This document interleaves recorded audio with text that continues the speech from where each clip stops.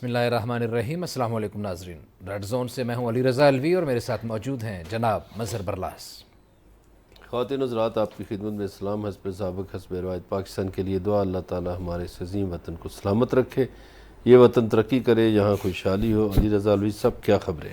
جی مظہر برلاس صاحب اور ناظرین، اقوام متحدہ کے سلامتی کونسل کے اجلاس سے خطاب کرتے ہوئے وزیر اعظم شہباز شریف کا کہنا تھا کہ بھارت سمیت تمام ہمسایہ ممالک سے پرامن تعلقات چاہتے ہیں اور موسمیاتی تبدیلی کے اثرات جو ہیں پاکستان پر بہت زیادہ پڑ رہے ہیں اور اس کی قیمت پاکستان کو ادا کرنی پڑ رہی ہے۔ دنیا کو چاہیے کہ اس کے اوپر توجہ دے۔ انہوں نے کہا کہ امریکہ سے تعلقات جو ہیں وہ اس میں ہم نے جو بہتری کے لیے جو کچھ کر سکتے ہیں وہ کر رہے ہیں، اس پہ بھی بات ہوگی۔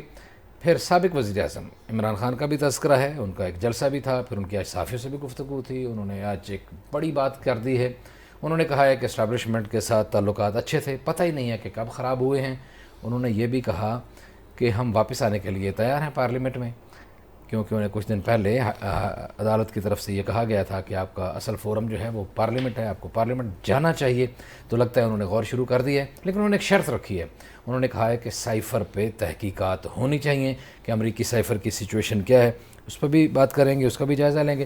پھر یہ دونوں طرف سے بیانات بھی جاری ہیں، ایک جنگی کیفیت ہے، بیان بازی، لفظی گولہ باری جاری ہے۔ ہم آ رہے ہیں، ہم دیکھ لیں گے آپ کو، اور یہ کہہ رہے ہیں کہ آپ آئیں تو ہم آپ کو دیکھ لیں گے۔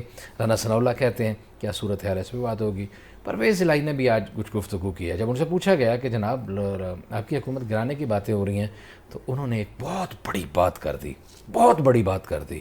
انہوں نے کیا بات کی ہے وہ آپ کو سنائیں گے، اگر آپ پروگرام دیکھیں گے تو آپ اس میں وہ جانیں گے کہ پرویز الہی نے کیا بات کی ہے۔ غیر قانونی ہاؤسنگ سوسائٹیز، آپ کو پتہ ہے ہمارا موضوع رہتی ہے ہمیشہ، غیر قانونی ہاؤسنگ سوسائٹیز کے حوالے سے ریڈ زون کا پروگرام جو یہ ہے ہمیشہ آواز اٹھاتا ہے۔ تو آج بھی ہمارے بار بار آواز اٹھائے جانے کے بعد ایک ایکشن لیا گیا ہے، ایک نوٹس دیا گیا ہے۔ وہ وزیر اعلیٰ پنجاب پر چودھری پرویز الہی نے نوٹس لیا ہے۔ کیا نوٹس لیا ہے وہ بھی، اس پہ بھی بات ہوگی، مہنگائی پہ بھی بات ہوگی۔ لیکن اس سے پہلے کہ میں مظہر اللہ صاحب کی طرف بڑھوں، آپ کو شہباز شریف صاحب وزیر اعظم پاکستان کی گفتگو کا ایک ٹکڑا آپ کو سناتے ہیں، اس کے بعد اس پہ تبصرہ کرتے ہیں۔ جناب شہباز شریف وزیر اعظم Pakistan. About the next stage of this challenge. When the cameras would have gone, my question is, will we be left alone, high and dry, to cope with a crisis which we did not create? India must take credible steps to create enabling environment for constructive engagement. Both countries are armed to the teeth. War is not an option. It is not an option. It is not an option. Only peaceful dialogue. جی مظہر برلاس صاحب، اب انہوں نے اس ٹکڑے میں جو ہم نے سنایا ہے، باقی تو اور بھی باتیں ہوئیں، یہ خاص طور پر دو باتیں ہوئیں کہ موسمیاتی تبدیلی کے اثرات جو ہے وہ کیا ہم ہی اکیلے برداشت کریں۔ پہلے اس پہ بات کر لیتے ہیں، پھر جو بھارت کے حوالے سے بات کی گئی ہے اس پہ بعد میں بات کرتے ہیں۔ نہیں، موسمیاتی تبدیلی جہاں جہاں ہو رہی ہے وہاں وہاں لوگ برداشت کریں گے، اور یہ دنیا کو پہلے بھی پاکستان کے جو سابق وزیر اعظم تھے انہوں نے پہلی مرتبہ دنیا کی توجہ دلوائی تھی عمران خان نے، جی، کہ موسمی تبدیلی کے حوالے سے۔ پھر انہوں نے کچھ اور باتیں بھی کی تھیں کہ غریب ملک غریب کیسے رہتے ہیں اور امیر ملک جو ہیں وہ کیوں کر امیر ہو جاتے ہیں، اور غریب ملکوں کی دولت کیسے امیر ملکوں میں داخل ہوتی ہے۔ خیر وہ ایک لمبی بات ہے۔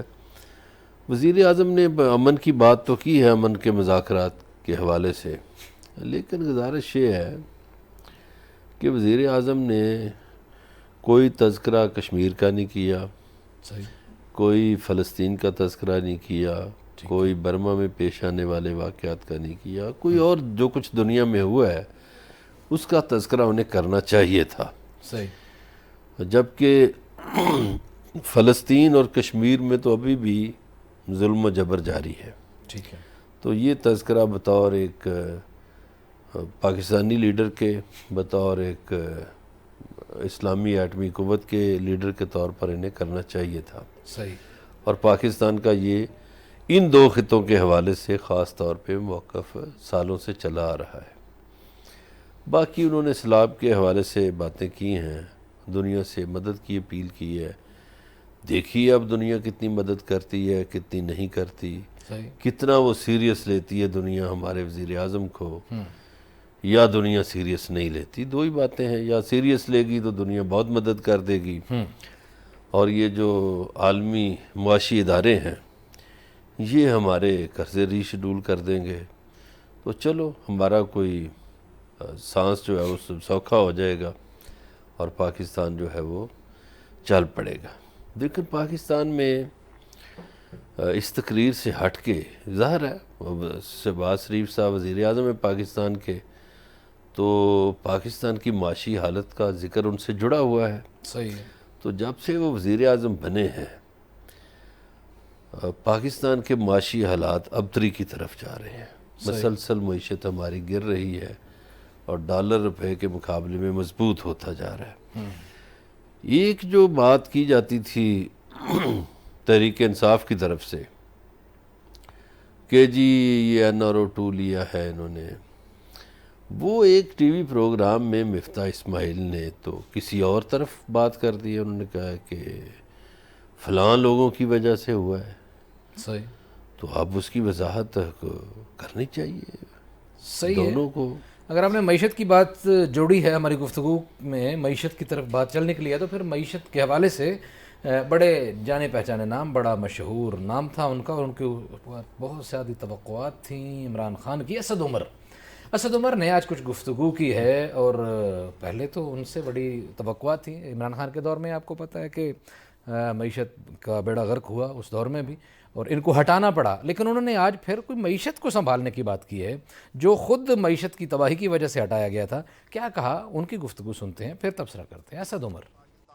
معیشت بالکل تباہی کے دھانے پر آ کر کھڑی ہو گئی ہے. اس حکومت کے بس کی بات نہیں ہے ان مسائل کو سنبھالنا. اب پاکستان کے اندر فیکٹریاں بند ہونی شروع ہو گئی. پہلے انہوں نے وہ NRO2 لیا نیب کے قانون میں ترمیم کے ساتھ, اب اس کے ثمرات ان کو نظر آنے شروع ہو گئے ہیں. سینکڑوں اربوں روپے کے کیسز ان کے ختم ہوتے چلے جا رہے ہیں. قیمت عوام ادا کر رہی ہے. یہ بتایا تھا کہ یہ ساری تباہی جو پاکستان کی معیشت کے اندر آئی ہے وہ اسحاق ڈار کی پالیسیوں کی وجہ سے آئی تھی. اس کا مطلب تو یہ نہیں مجھے نظر آتا کہ ان کو اس لیے لایا جا رہا ہے کہ کوئی معیشت کے اندر بہتری کی جائے, لیکن کوئی منی لانڈرنگ کے اندر کوئی کمی رہ گئی ہے تو اس کے اندر تیزی کے لیے لایا جا رہا ہے. اس وقت تو یہ سب بھاگ رہے ہیں کیونکہ ان کو پتا ہے کہ عمران خان سے سیاسی میدان میں مقابلہ کرنا ناممکن ہے.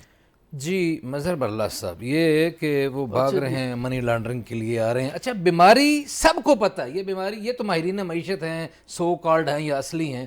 آپ کو, مجھے, ایک جوتے گانٹھنے والے کو, ایک مزدور کو, ایک سبزی والے کو, ایک ریڑھی والے کو, اکانومسٹ کو, سب کو پتہ ہے ملک کی حالت کیا ہے. مسئلے کا حل بھی تو کوئی بتائے. دیکھیے, جو بندہ بھی گھر چلاتا ہے اس کو معیشت کا پتہ ہے. ایسا ہی ہے کہ کتنا میرا خرچہ ہے, کتنی میری آمدنی ہے, کوئی شک نہیں. اور جو اچانک خرچے آ پڑتے ہیں وہ کتنے ہیں. یہ ایک سادہ سا فارمولہ ہے. ایسے ہی. اسد عمر صاحب کی باتیں سیاسی اعتبار سے تو ٹھیک ہیں, جی ہاں بالکل, کہ ٹھیک ہے جی ان کے فیصلوں سے معیشت پر برے اثرات مرتب ہوئے. یہ بھی ٹھیک ہے کہ یہ سیاسی طور پر سیاسی میدان میں عمران خان کا مقابلہ کرنے سے گھبرا رہے ہیں. لیکن جو بات ان کی اپنی شخصیت کی ہے, جو انہوں نے اسحاق ڈار کی پالیسیوں کو غلط قرار دیا, تو انہوں نے خود جب یہ وزیر خزانہ بنے تو انہوں نے فرمایا تھا کہ جی ہم IMF کی طرف نہیں جائیں گے. پھر ان کو جانا پڑا. پھر وہ جو 8-9 مہینے یہ وزیر رہے وہ سفر نہیں مل سکا. ایسے ہی ہے. وہ جو تھا کھیل انہوں نے کھیلا. بلکہ عمران خان کی ناکامیوں کی بنیاد انہوں نے رکھی. جی ہاں, یہ بڑے ماہر بنے پھرتے تھے, لیکن انہوں نے, یہ ایک بہترین سیلز مینیجر تو ہو سکتے ہیں, صحیح ہے, یہ بہترین معیشت دان نہیں ہے. نہیں کہتے ہیں وہاں جہاں نوکری کرتے رہے ان کا بھی بیڑا غرق کر کے نکلے تھے. جو اسحاق ڈار کی بات ہے, میرے آج ایک دوست کے ساتھ میں بیٹھا ہوا تھا, تو ان کا بیٹا IMF میں جاب کرتا ہے. صحیح ہے. تو وہ ماہر تعلیم ہے. انہوں نے مجھے کہا کہ یار میرا بیٹا اس وقت مجھے کہتا تھا کہ اسحاق ڈار صاحب کی پالیسیاں غلط ہیں, پاکستان کے گلے پڑیں گی.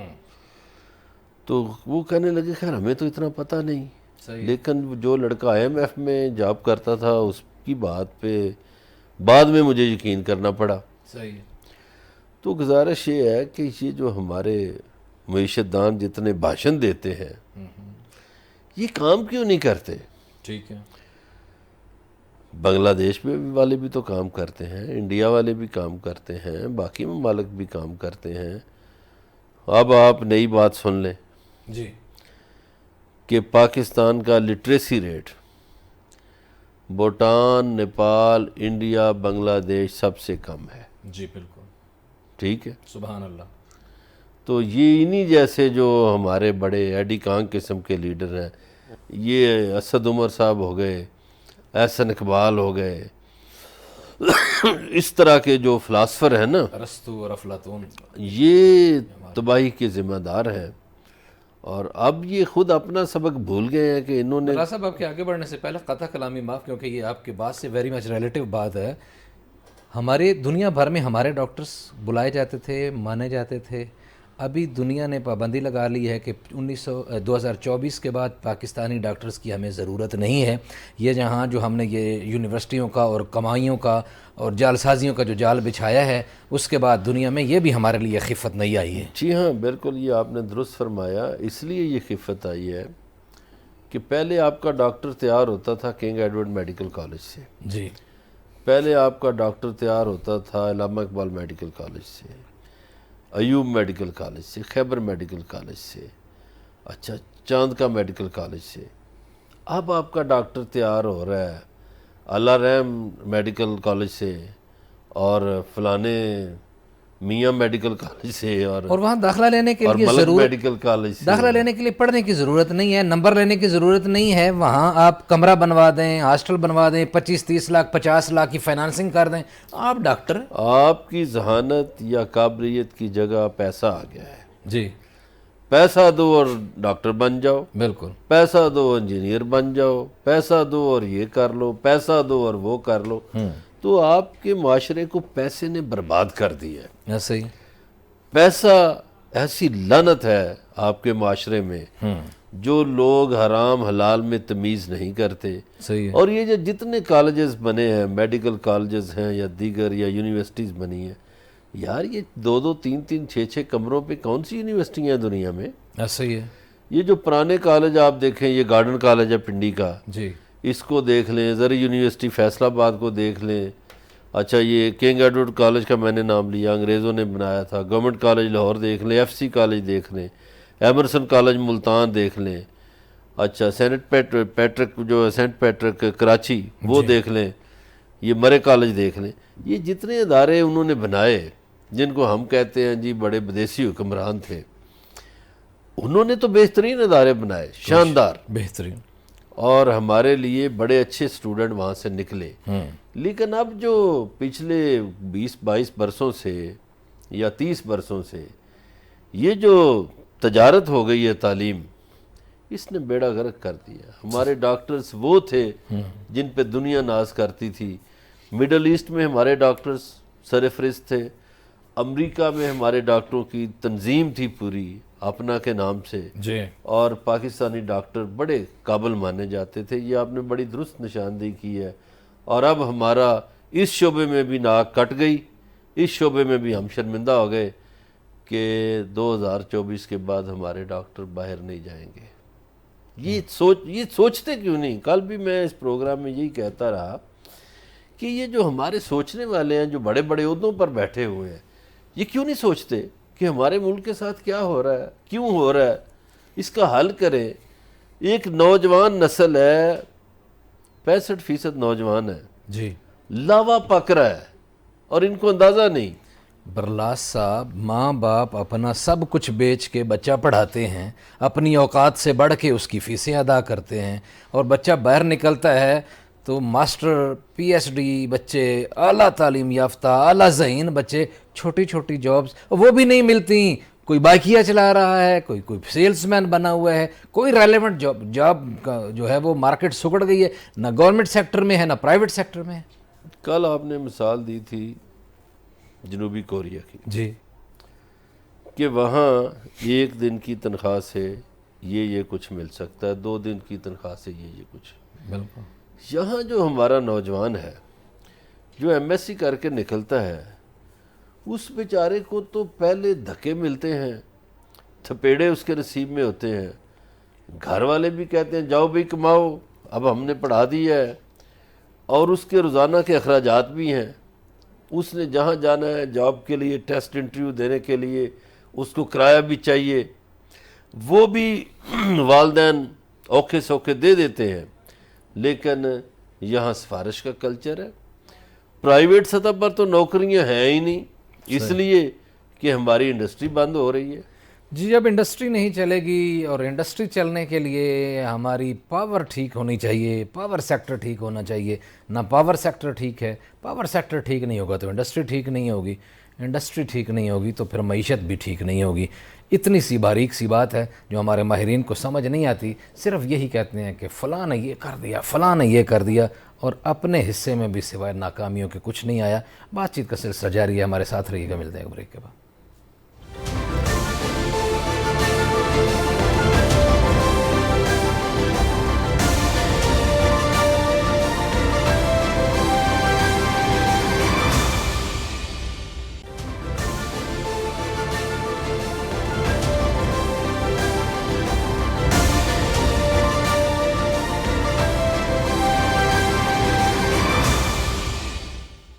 ویلکم بیک ناظرین. بریک پہ جانے سے پہلے وزیر اعظم شہباز شریف کے خطاب سے بات ہوتی ہوئی پاکستان کے سماج پہ اور مسائل پہ اور عوام پہ بات چلتی گئی. ہماری کوشش ہوتی ہے کہ عوامی مسائل کو بہت زیادہ اجاگر کریں. سیاسی باتیں تو اب ہر جگہ دیکھتے ہیں. آپ کا جو اپنا دکھ ہے اور آپ کا جو اپنا مسئلہ ہے اس کو ہم اجاگر کریں. رانا ثناء اللہ اور عمران خان کے درمیان لفظی میچ پڑا ہوا ہے. ایک دوسرے کے خلاف گولہ باری جاری ہے. عمران خان کی تیاریاں ہیں. عمران خان کا جلسہ بھی تھا رحیم یار خان میں. وہاں کی جو باتیں ہیں آج جو دن کو ان کی ملاقاتوں میں جو باتیں ہوئی ہیں وہ بھی آپ کو بتائیں گے. لیکن رانا ثناء اللہ نے آج کچھ گفتگو کی میڈیا سے بات چیت کرتے ہوئے انہوں نے کیا کہا، پہلے آپ کو وہ سناتے ہیں پھر اس پہ تبصرہ کرتے ہیں. رانا ثناء اللہ. کرنے کا جو گر ہے وہ ہمیں پتہ ہے جلسے کیوں بڑھتے. مشکل یہ ہے اس کی پوری وضاحت وہ ایک دفعہ میں نے کرنے کی تھوڑی سی کوشش کی تھی، آپ لوگ ہی میرے پیچھے پڑ گئے تھے. آج اس نے تیاری چیک کر لی. آپ بھی چیک کر لیں، ہم بھی چیک کر لیں گے. آپ کے سامنے آ جائے گی اس کی تیاری. آج شام کو اس نے خود تسلیم کیا ہے کہ 25 مئی کو جن لوگوں کو وہ ساتھ لے کے آیا تھا وہ لوگ مسلح تھے. گروہ کہتا ہے کہ جی میں چڑھائی کر رہا ہوں اسلام آباد کے اوپر. اس کا کیا جواب دے سکتے ہیں؟ اگر وہ مسلح جتھے کی صورت میں نہیں آئیں گے تو پھر ہم ان کو روکنے کے لیے ان کے گھروں پہ تو نہیں چلے جائیں گے. اسحاق ڈار صاحب تو اسی ویک میں منڈے سے شروع ہوگا، اس سے اندر آ جائیں گے اور آ کے ہماری اقتصادی ٹیم فیسیلیٹیٹ کریں گے اس کو. نیکسٹ الیکشن جب ہوں گے اس سے پہلے میاں نواز شریف صاحب پاکستان میں. پنجاب میں تبدیلی لانا کوئی مسئلہ نہیں ہے. جو پنجاب حکومت کا رویہ ہے اس تبدیلی کو لایا جائے. جی مظہر برلاس صاحب، پہلی بات تو انہوں نے ایک الزام عائد کیا ہے اور وہ کہا ہے کہ عمران خان نے تسلیم بھی کیا ہے کہ 25 مئی کو ان کے کارواں میں مسلح لوگ شامل تھے اور یہ کر دیں گے وہ کر دیں گے. وہ تو آپ سارا سن رہے تھے. چلیں ایک تو یہ رانا صاحب نے بات مان ہی لی کہ ان کے کارواں میں مسلح لوگ تھے. پہلے تو رانا صاحب یہ کہتے تھے کہ ان کی جرت ہی نہیں، وہ آ نہیں سکتے، یہ نہیں کر سکتے. پھر ہمیں عمران خان کا موقف درست لگتا ہے، اس لیے درست لگتا ہے کہ وہ کہتے ہیں کہ میں لوگوں کے اور فورسز کے درمیان تصادم نہیں چاہتا تھا. صحیح ہے. دوسری باتیں جو رانا صاحب نے کی ہیں، دیکھیے رانا صاحب بہت سی بڑکیں مارتے ہیں اور پھر چپ کر کے کئی دنوں تک غائب ہو جاتے ہیں. ابھی انہوں نے پنجاب حکومت کے حوالے سے بات کی. جی رانا صاحب ٹل لگا چکے ہیں اور ادھر ادھر سے فون بھی کروا چکے ہیں اور پنجاب کا کوئی ایم پی اے ٹوٹنے کے لیے تیار نہیں. کہہ رہے ہیں فارورڈ بلاک وغیرہ والی وہ سب ہمیں لفظی کہانی ہے کوئی اندر. وہ لفظی کہانی ہے. وہ دیکھیں اس میں جس کو یہ فارورڈ بلاک کہہ رہے ہیں نا، اس میں الوی صاحب ایک مسئلہ یہ ہے کہ جب پنجاب میں اراکین اسمبلی کا اجلاس ہوتا ہے تو اس میں رائے لی جاتی ہے لوگوں کی. تو بعض لوگوں کی رائے ہے، اس میں کوئی 12-15 لوگ ہیں، ان کی رائے ہے یہ کہ اسمبلیاں نہ توڑی جائیں. ٹھیک ہے. اور باقی لوگ جو ہیں وہ کہتے ہیں کہ جی جیسا خان صاحب کہیں گے ہم اسمبلیاں ہمیں ضرورت ہی نہیں ہے. ٹھیک ہے. جو وزیر اعلیٰ پنجاب ہے وہ کہتے ہیں کہ جی عمران خان صاحب آج کہیں تو میں آدھا منٹ نہیں لگاؤں گا اسمبلی توڑنے میں. آپ نے وزیر اعلیٰ پنجاب کی بات کی ہے تو وزیر اعلیٰ پنجاب کی بات سنانا دیں آپ کو بھی اور ناظرین کو کہ وہ انہوں نے آج کچھ گفتگو کی تھی اور اسی حوالے سے گفتگو کی تھی. بڑی موسٹ ریلیونٹ گفتگو ہے اس ان کی حکومت کو گرانے کے حوالے سے. اور ہم نے آپ کو شروع میں کہا تھا کہ انہوں نے بہت بڑی بات کی ہے. وہ کیا بڑی بات ہے انہی کی زبانی سنیے پھر ہم اس پہ تبصرہ کرتے ہیں. परवेज। बयान आ जाता है हम पंजाब की हुकूमत को यार ये पंजाब की हुकूमत अल्लाह ताला ने मुझे दी है, तो बुद्धि के साथ दी है, ये अपनी फिक्र बनाए। पंजाब हुकूमत ये कुछ भी नहीं बिगाड़ सकेंगे, इनको समझ होनी चाहिए। सिर्फ हुकूमत के लालच में बेड़ा गर्क कर दिया है, पूरी तरह एक्सपोज हुआ है। अभी मकरूर भाई को मिलने चला जाता है, ना उसको किसी ने आने देना है, आते ही अंदर आते ही पकड़ा जाएगा। ये केसों की इनके ऊपर तो भरमार है, पहले की है, ये इमरान खान की हुकूमत ने नहीं बनाए, पहले के जी, जो बड़ी बात की तरफ मेरा इशारा था वो ये कि उनका एक अजीब सा मुझे लगता है कि बड़ा ज़बरदस्त उनका तसव्वुर खुदा है। उन्होंने इसको सियासत म्यासत और अक्सरियत और अपनी कोशिशों से हटू के उन्होंने कहा नहीं, ये इक़्तिदार ये ताकत मुझे अल्लाह ने दी है और बाकी जो लोग हैं वो अपनी खैर मनाएं, हमारा कुछ नहीं कोई बिगाड़ सकता। देखिए बहसीयत मुसलमान हमारा ये अक़ीदा है, हमारा ये ईमान है कि हुकूमतें खुदा देता है और वही और लेने वाला है, वही लेने वाला है, वही इज़्ज़त का मालिक है, वही ज़िल्लत देता है, वह तो इज़्ज़ो मन तशा ज़िल्लो मन। वही राज़िक है। बिल्कुल सही है, तो इस हवाले से तो चौधरी परवेज़ इलाही साहब की बात दुरुस्त है। सही। अब जो उन्होंने कहा ना ये अपनी खैर मनाएं, ये खैर इसलिए उन्होंने कहा है कि पंजाब में तो ये कोशिशें कर थके। अब वो जो इमरान खान की बातें आप सुनाएंगे तो मैं जो अगली बात है वो करूँगा जिस तरफ परवेज़ इलाही साहब ने इशारा किया है। सही है, लेकिन वो पहले आप इमरान खान की बात करें कि वो सुप्रीम कोर्ट ने कहा या वो जाने वाले। अच्छा, इमरान खान की बात तब जो मैं है, वो बात करता हूँ। इमरान खान ने वो कहा कि इस्टेब्लिशमेंट से अच्छे ताल्लुकात थे, पता नहीं क्या वजह है, ये कैसे बिगड़ गए हैं। उन्होंने ये भी कहा कि मौजूदा हुकूमत जो मईशत को जहाँ लेके आई है यहाँ दवाई की नहीं सर्जरी की ज़रूरत है। उन्होंने ये भी कहा कि मिफ्ता कैंसर का इलाज जो है वो डिस्प्रिन की गोलियों से कर रहे हैं। जी चले मिफ्ता साहब से तो जान छूट जाएगी, राना साहब ने नवीद सुना दी है जी हाँ, कि साग डार साहब इसी हफ्ते आ जाएंगे और वो मुआशी टीम को हेड करेंगे, तो मिफ्ता साहब तो पीछे चले जाएंगे। सही है वो बात तो हो गई। जी।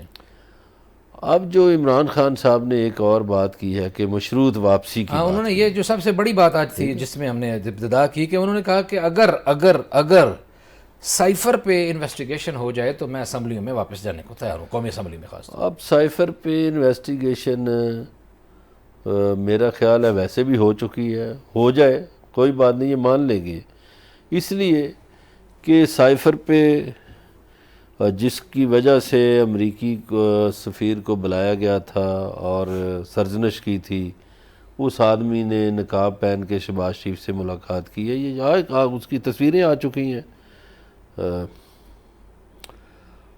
उसके बाद जो हमारी नेशनल कौमी सलामती कमेटी है वो 2 दफ़ा उस साइफर के हवाले से बात कर चुकी है।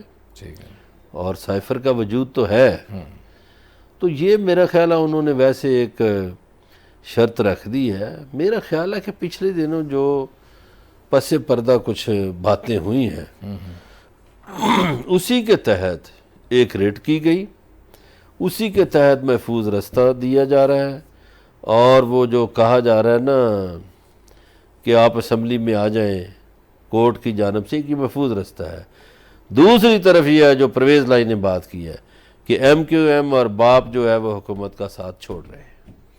ये जी एक बड़ी खबर आपकी खिदमत में पेश कर दी गई रेड जोन से कि MQM आपको पता है नाराज़ है ना, काफ़ी दिनों से नाराज़ बच्चे की तरह, उनको लापता अफराद और ये और वो, हालांकि लापता का मामला क्या है उनको भी पता है, लेकिन वो नाराज़ हैं बड़ा शदीद इनके साथ, बिलावल से भी, पीपल्स पार्टी की गवर्नमेंट से भी और मुराद अली शाह से भी। और वो बाप जो है, बाप का बाप पता नहीं कौन है, तो वो भी नाराज़ हैं और वो साथ छोड़ रहे हैं। अगर वो साथ छोड़ देंगे तो हुकूमत धड़ाम से गिर जाएगी, और हुकूमत धड़ाम से गिरेगी तो फिर महफूज रास्ते वाली बात जो है, मज़हर बल्ला साहब आपको बता चुके हैं कि महफूज रास्ता दिया जा रहा है इमरान खान को। बातचीत का सिलसिला जारी, हमारे साथ रहिएगा, मिलते हैं ब्रेक के बाद।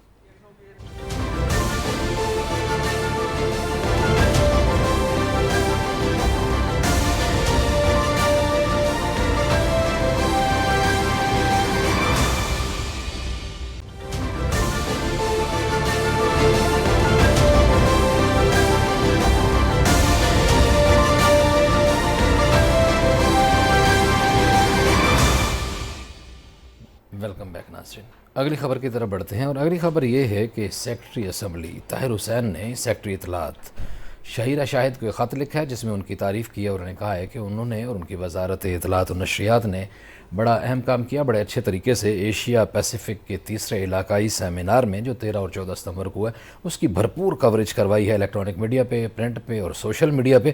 انہوں نے کہا کہ خاص طور پر انہوں نے ایک بندے کا نام لیا، انہوں نے کہا کہ آپ کے پرنسپل انفارمیشن آفیسر جو ہیں مبشر حسن، انہوں نے جتنا بھرپور انداز میں کام کیا ہے وہ خراج تحسین کے مستحق ہیں، اور میں انہیں مبارکباد پیش کرتا ہوں اور ان کا شکریہ ادا کرتا ہوں کہ انہوں نے بڑے بھرپور انداز میں کام کیا ہے۔ مظہر اللہ صاحب کیا تبصرہ کریں گے اس پہ؟ ایک تو یہ پوری وزارت کا کریڈٹ ہے جی، اس میں سمجھتا ہوں کہ جو وزارت کے چھوٹے سے چھوٹے اہلکار سے لے کر بڑے سے بڑے عہدیدار تک یہ سب شامل ہیں۔ درست ہے، خود شہیرہ شاہد جو ہیں وہ بڑی زیرک خاتون ہیں انتہائی بہت اور تجربہ کار خاتون، بڑے معاملات کو نپے تلے انداز میں لیتی ہیں درست ہے، اور ذمہ داری کو ذمہ داری سمجھتی ہیں۔ مبشر حسن صاحب جو ہیں وہ آپ کو پتہ ہے وزارت میں بھی رہے، منسٹر شہری رحمان صاحبہ کے ساتھ ایک زمانے میں تھے، پھر ڈی جی اپنا ایم ڈی اے پی پی رہے، بیت المال میں رہے، بیت ڈی ایم ڈی المال میں رہے، رہے، ہاں جی، فلم سینسر بورڈ میں رہے، اب پرنسپل انفارمیشن آفیسر ہیں۔ اور مبشر حسن کی یہ خوبی ہے کہ میں سمجھتا ہوں کہ اس وزارت کے بہت کم افسران ایسے ہیں جن کے میڈیا کے لوگوں سے تعلقات ہیں، ذاتی تعلقات ہیں اور بڑے مبشر لائق حسن فائق، کے- بالکل صحیح، مبشر حسن کے ذاتی تعلقات ہیں، جی ہاں، اسی لیے وہ ہر سیٹ پہ کامیاب نظر آئے۔ بالکل صحیح، تو یہ باقی انفارمیشن جو افسران ہیں ان کو بھی رول ماڈل کے طور پر لینا چاہیے مبشر حسن کو، کہ وہ کس طرح تعلقات بناتے ہیں اور کس طرح تعلقات نبھاتے ہیں، اور صحافیوں سے جو پرنٹ میڈیا یا الیکٹرانک میڈیا ہے ان سے کام کیسے لیتے ہیں۔ میرا خیال ہے جو نلائق اور نکمے افسر ہیں اطلاعات کے، ان کو چاہیے کہ مبشر حسن کیسے سے ٹیوشن پڑھا کریں، اور تاکہ کہ کس طرح لوگوں کے ساتھ بیہیو کرنا ہے، اور خاص طور پر سینئر جرنلسٹوں کے ساتھ۔ چلیں اگلی خبر کی طرف بڑھنا ہے، اور اس خبر کا کریڈٹ بھی ریڈ زون کو جاتا ہے جی، کہ آپ کو پتہ ہے کہ ہم نے ہاؤسنگ سوسائٹیوں کے حوالے سے ہمیشہ پروگرام کیے، آواز اٹھائی، تو وزیر اعلیٰ پنجاب چودھری پرویز الہی نے آج غیر قانونی ہاؤسنگ سوسائٹیوں کا سختی سے نوٹس لیا ہے۔ انہوں نے کہا ہے کہ ان کے خلاف شکایات بہت زیادہ بڑھ گئی ہیں اور ان کو ان کے خلاف ایکشن لیا جائے۔ ایک کمیٹی بھی انہوں نے تشکیل دینے کی ہدایت کی ہے جناب، اور اس کمیٹی کے چیئرمین جو ہیں وزیر اعلیٰ پنجاب خود ہوں گے، مظہر اللہ صاحب۔ یہ اچھی بات ہے جی، لوگوں سے جو لوٹ مار ہو رہی ہے یہ گھروں کے نام پہ، ہاؤسنگ سوسائٹیوں کے نام پہ، یہ سلسلہ رکنا چاہیے، اور جتنی سوسائٹیاں قانونی ہونی چاہیے۔ ویسے میں آج انتظار یہ کر رہا تھا کہ آپ وزیر اعظم کی آڈیو سنائیں گے کسی افسر کے ساتھ کہ جو مریم نواز محترمہ کے داماد کی ہاؤسنگ سوسائٹی ہے رحیم یار خاں میں، اس کو پاور پلانٹ کیسے دیا جا رہا ہے اور کیسے فیسیلیٹیٹ کیا جا رہا ہے۔ تو اس میں گزارش یہ ہے کہ وہ میری ہاؤسنگ سوسائٹی ہو یا آپ کی ہو یا کسی کی بھی ہو، غیر قانونی طور پر کسی کے ساتھ بہت اچھا سلوک نہیں کرنا چاہیے۔ آپ تو قبلہ مریم نواز کی داماد کی ہاؤسنگ سوسائٹی کی بات کرتے ہیں، ادھر تو ملک ریاض کی ہاؤسنگ سوسائٹیاں مان نہیں ہیں وہی ہاں ملک ریاض کی یا اور لوگوں کی، جی، اب تو سوسائٹیوں والوں کے چینلز بھی ہیں بہت سے لوگوں جی کے۔ جی، تو گزارش یہ ہے کہ یہ ایک اچھا عمل ہے جو چودھری پرویز الہی نے کیا ہے۔ اس میں بڑے بڑے ویسے پہلوانوں سے مقابلہ پڑے گا چودھری صاحب کا، مافیاز کے لوگ ہیں یہ سارے۔